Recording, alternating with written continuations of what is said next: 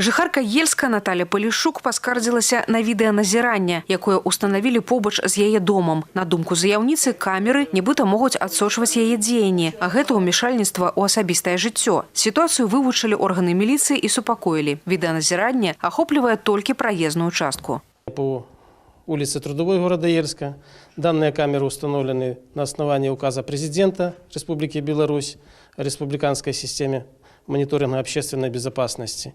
В соответствии с перечнем камеры не направлены на территорию домовладения, и ее домовладение не захватывают, а направлены на проезжую часть для обеспечения общественной безопасности. Жанчыну таксама хвалявала пытанне адвядзення вады з участка суседзяў. На прыёме яна атрымала адказ. Работы службамі жыллёва-камунальнай гаспадаркі ўжо выкананы. Затапленняў не будзе. Пытанне застаецца на кантролі. Летом прошлого года было проведены работы на соседнем участке по углублению канала и отведению с участка воды в общую систему. Также прочищены все трубы водопроводные. Данный вопрос остается на контроле. Уже весной просмотрим, как это все работает. Если будет необходимо, дополнительно примем меры.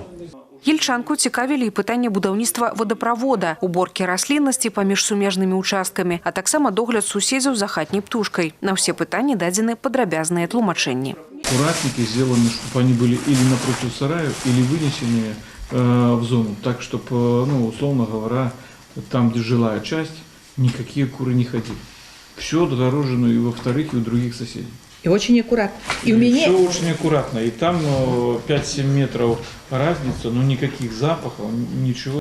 Другая кропка візіту губернатара ў раённы цэнтр – камунальнае жыллёва-эксплуатацыйнае прадпрыемства «Ельскае». Кіраўнік рэгіёна сустрэўся з калектывам арганізацыі. Асноўная тэма гутаркі – ключавыя моманты послання прэзідэнта беларускаму народу и национальному сходу.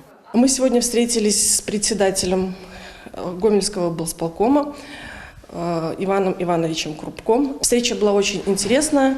Поговорили о развитии Гомельской области, а также нашего района. Обсудили перспективы нашего предприятия на будущее.